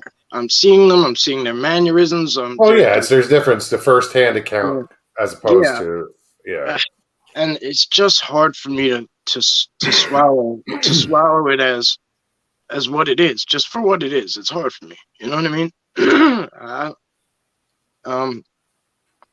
But yeah, I don't know. I know what you're saying as far as like people got to start accepting other people's stuff, but yeah, there's so much shit out there, Joe, that it affects people. It affects the other people. You know what I mean? It truly does. And I don't know. I don't like to I don't like to write people off or anything, but it's some things are not good. Some things are not good for like everything. I agree with you. Yeah. It's counterproductive sometimes. That's all, in my opinion. Who else? I'm sorry. I'm just watching chat, and some people keep popping in that like I haven't said hi to yet. Richie Evans, what's up? One of these days. Remiel, hello. Daniel Lundy, good to see you. Don C, what's going on? Yeah, it's just I think people have to really just be more tolerant and have an open mind and quit being so closed-minded about it. They get on this kick of, well, what I say is right, or they're influenced by certain things, and you're not being open-minded. You're being influenced, but you're not being open-minded. So people really have to pay attention, and just it's not that hard. Letting go of a belief or a way is difficult to change, but if it's detrimental to to everybody, you know what I mean? As far as if we're not getting the information out there because people are sitting on it or whatever. Well, like I was told, I just went all over the place. Oh no, it's all right. It's hard to stay but I had people tell me like it wasn't good because I was telling people about like things I heard through mind speak, right? Some people who weren't believing it were basically like, that's bullshit, that's bullshit, that's bullshit. So I can't just pass it to you. Okay, this isn't getting across well. I can't just tell you what I'm getting and pass it to you. So what I would get, I would put into practice, and I would go out and I would I would feel it, see how it panned out. Like, okay, and like get some info on it and get some data on it, like you guys say, like, and you know what I mean? And then say like, all right, guys, well, here's what I heard and here's what I got. And this is, where it went and da-da-da-da, and then it seemed to go through a little bit better. And did I have to do that? No, because I know what I got, but I did it for the overall good. I do it this way for the overall good, and, I don't know if I'm necessarily like somebody who's like Joe and Gary, like they're so data-based, like they have that, like they're organized, they got the data, they know what they're showing, they show it in a proper way, they collect it, they keep it, like they're a fucking organization. Like I'm just Mike in the woods, you know what I mean? Like, so so in those terms, like I'm a fucking slob with everything. Like I don't find a picture, it takes me forever looking through wherever, like. But you take all those just mics in the woods and add them up, and there's a lot of mics out there, dude. Right. Not everybody's an organization, and it's those little guys like yourself and myself and whoever that if you learn something and you share it, and everybody's got to come together and just throw their little bit in, and we know some things were just like to us is common sense or. In a thing that we know nothing about, just common sense, or mannerisms that it's just. I think there's something's got to give. Yeah. That instead of like, you don't need the fucking government to verify it. No. As private people, we could do it ourselves. Yeah. You know, and get it out there, but there's going to be a lot of opposition.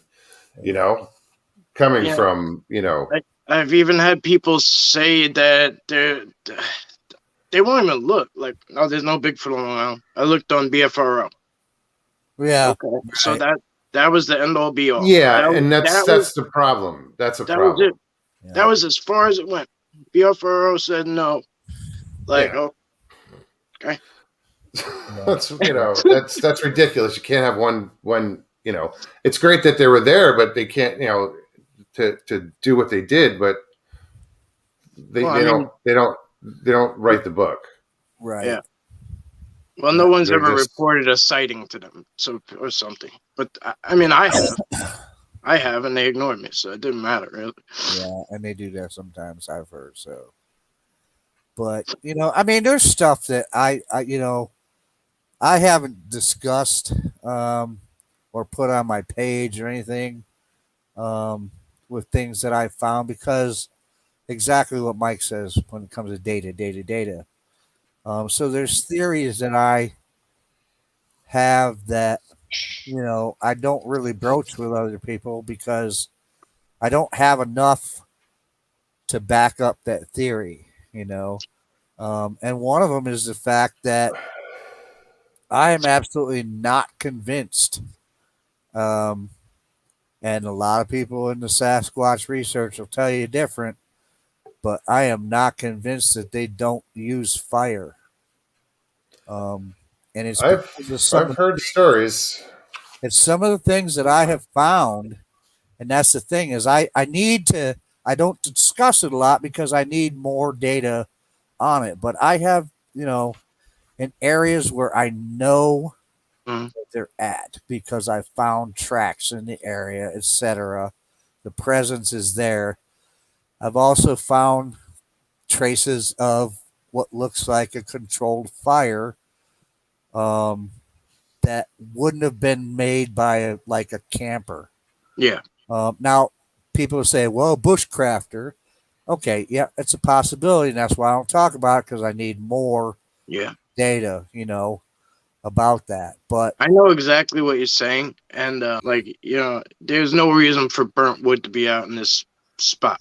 You know what I mean? And it's weird to me that I never thought like, oh, maybe they're making fires. Like my mind went to like, so I don't even know what the right word is, but like ectoplasm or some shit. Like it's some like I assumed like maybe they came through a portal there and it kind of like singed right there and like or something, and that's where it came from. But like those are my experiences. They actually led me. That's how crazy it is for me, kind of, I guess, that it led me away from fire and I thought about portals. Joe the Squatcher Cowboy says, I don't think something covered with hair would start a fire. well, I do. technically, I do. we're covered with hair and we start fires. Yeah, if you want to get technical. You know, I mean, and there's But it's those Long Island women and Jersey women that use all that hairspray, so they don't want to be near. Huh? Oh god. I'm just not convinced that they're, you know, because I mean they're not just some ape, man. I'm convinced of that. And they're smart enough, man. I mean, why wouldn't they use fire? Why wouldn't they? It could be just as useful for them living the way they live as some of our primitive ancestors who discovered fire and used it. You know, I'm not convinced of it. I'm not saying 100% that they do. I can't say that yet, but I'm not convinced that they don't yet. No, but that's a good focus. It's a good area of focus. I don't care, But then again, aside from heat, I don't see them cooking their food. That's no. the only. That's the only thing I could see them using it for would be heat. Why not? Think of it this way, Mogs. One of the reasons why supposedly Homo sapiens got as smart as we did is because we started cooking our food and it allowed for brain growth. And how do you think these beings got so intelligent? that they're as equally intelligent as Knowing us. what to eat. Did they stay away from us? That too. But you see what I'm saying. I mean, I'm Yeah. not convinced that they might not cook their food. I mean, Has anybody ever seen one eat? physically, no.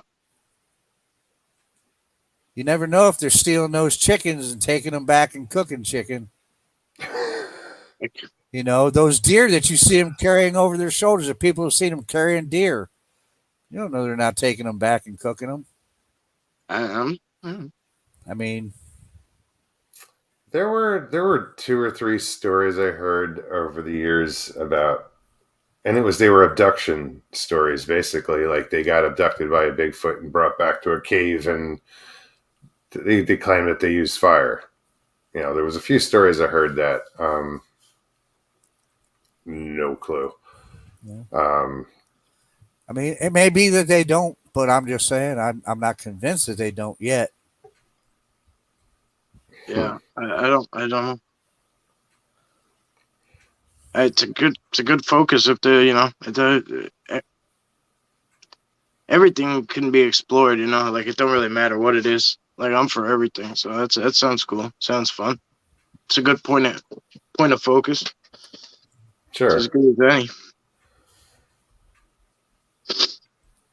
Iron Dogger said maybe only in the cave, meaning they make the fire there. Huh.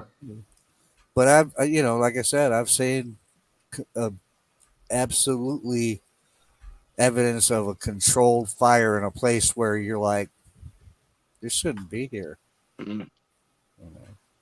Bigfoots love sushi. They actually do. I bet I would. I mean, I like sushi, but I mean, they like raw. Apparently, I touched a nerve. Brandy's like, this Jersey girl uses 0 hairspray. That's the Jersey girl that comments. My whole childhood was like, it smelled like hairspray.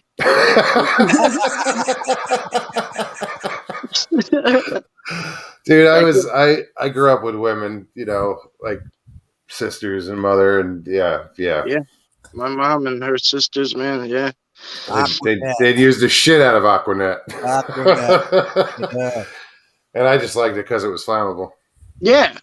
You could put the lighter in front of it. Absolutely. Scare yourself a few times, light your hand on fire by accident, stupid shit. Or the nozzle catches on fire. Yeah. Oh, shit. You gotta shake it out and blow it up before it blows. Stupid shit we did as a kid. Yeah. I'm amazed we survived. Yeah.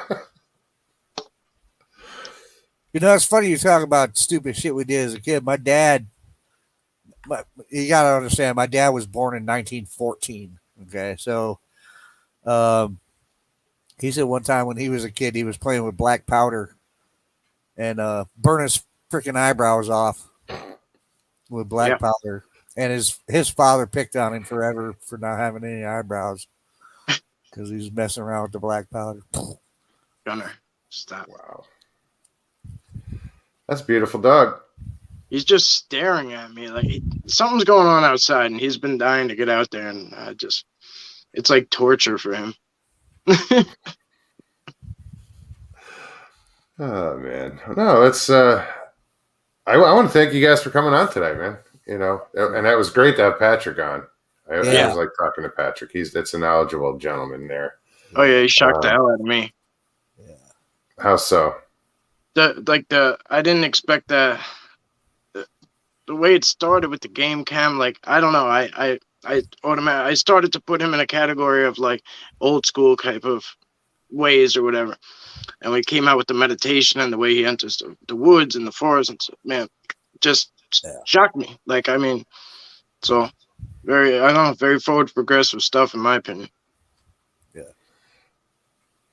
that's good. Yeah, and it's funny because he said, tuning into nature, and since I've been in Florida, I've been trying to get grounded. Like you get away from stuff. So and literally, I haven't worn shoes for weeks. That's actually awesome. Wow. I'm putting my feet down on the ground and I'm spending a lot of time on the ground just to get grounded and get back to, I'll get the shoes back on and soon, but right now it's all about flip flops. Yeah.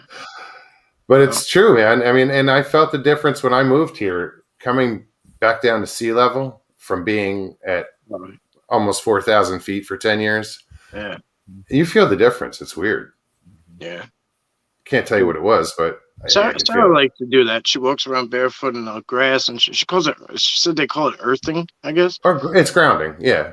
Yeah. Right. So, I don't know, but yeah. So maybe I made up earthing. I don't.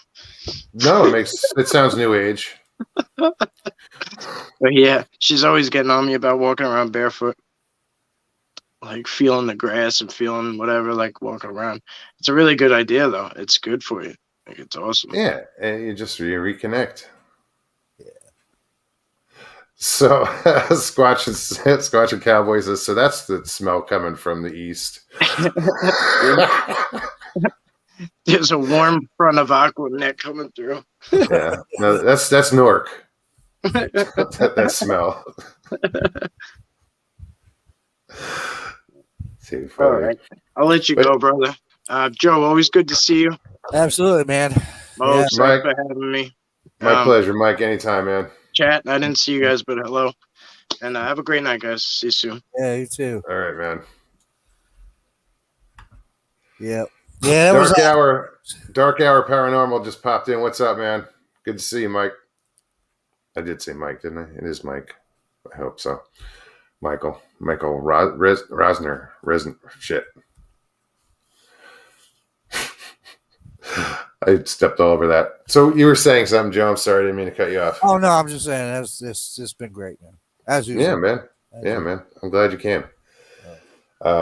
It's funny. I sit there and I'm like, oh, who's going to jump on? Is anybody going to jump on? And I feel sometimes that people come on because of guilt or they feel bad. Like, oh shit, he doesn't have anybody. He's struggling or something. It's like, whatever. Well, you know what? The funny thing is, I'm trying your tactics, man, with my podcast, man. I'm like, come on, man, anybody. Yeah, it's just I don't always have a guest, so it's it's Russian roulette because you never know. If you're in the chat and you want to get on and talk, man, let's do it, man. Well, I trust everybody here. I know everybody here, basically, as far as same people for for years. So I want. That's why I put it in chat. I want to hear from everybody. These are family and friends, basically. I spend more time with people here than my family. Yeah. I don't know, and it's sad. I haven't talked to my dad in a while. I got to give him a call tomorrow. See, so there's a good thing about it. Made you realize you need to talk to your dad. Yeah. I realized that today earlier and didn't do it. Yeah. That 3-hour difference now throws me off for some reason. Yeah. I'd like to call him at 9 a.m. my time, and he's still sleeping because it's only 6 there. Right. But anyway, Joe, thank you very much again. Anytime, man. My door's open. Awesome. Good luck with your podcast. I need to get you on there too, man. Yeah. I want to show some people on there that might not, follow you yet, man, and get you. Yeah, I'd love to come on there, man. Just hit me up. You got my email address, monstermogi@gmail.com. Yep, there's 2 different ones, man. Either New York Sasquatch Live with me and my wife, or Sasquatch Speaks. Either one, man. And I got a co-host too, man, because it's like you say, man, it's better with a co-host too. Well, yeah, I've been doing it for so long without, and now just a few shows with Jackie Iron Dogger. It makes a difference. It's so much better when you can bounce things off of each other, and between the two of you should be able to come up with something to say. Yeah. That's the thing. Tomorrow I was, since I was off in the Adirondacks and stuff, doing that stuff, my co-host Lee Roberts, who She's also an author of Bigfoot books. She does Eterra Chronicles, which is some Bigfoot fiction books, but awesome stuff, man. Right on. She's my co-host. She's actually trying to line up this guy that does art. He's an artist that in his art, there's always a hidden Sasquatch somewhere. Oh, right on. And so, yeah, so you kind of share the load when you got a co-host. Sometimes they can come up with something too, you know. Absolutely. Absolutely. That's tomorrow night. Check that one out. Hopefully, Right on. come on. I'm not sure yet. She hasn't gotten back to me, but we'll see. So, Yeah, hit me up, like I said, with your any information in email it. And yeah, I'd love to come on. absolutely great, man. Cool. All right, dude. I'm going to say goodnight to you. If you want to say goodnight to chat, now's a good time. It's actually 2 hours exactly. Absolutely. Thank you, chat. I love all you guys, man. You know, Appreciate it. I'm always in there with you when I can be. Sometimes I miss it, but Right on. I made sure I caught it.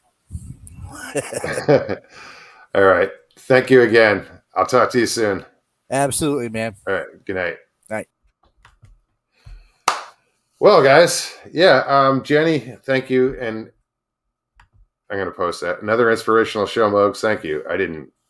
Yeah. I'm lucky. Thank you.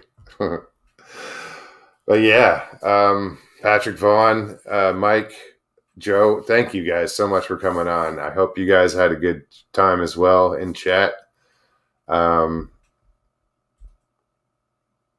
Mid-South, what's up, man? Good to see you. Jimbo. Thanks, man. I'm not. Send it in. Send the praise. No, I don't need it. But thank you. Yeah, guys. What's today? Thursday? Oh, shit. Already? Damn. Weekend's upon us. I will see you guys in chat somewhere, I'm sure. I'm always there. Again, thank you guys. If you guys like the show tonight, please hit the like button. If you're new, subscribe. And also share. Not too many people share, but that's all right. Also, leave your comments below, man. I love reading those. And I got to catch up. There's a lot of shit I have to catch up on, like putting names into shows. I just let things get away from me. But yeah, show your love. And yeah, that's about it. All right, guys. Thanks again, everybody. All my moderators, you guys rock. You really do. I'll see you guys soon, all right? Be safe. Peace and God bless, guys.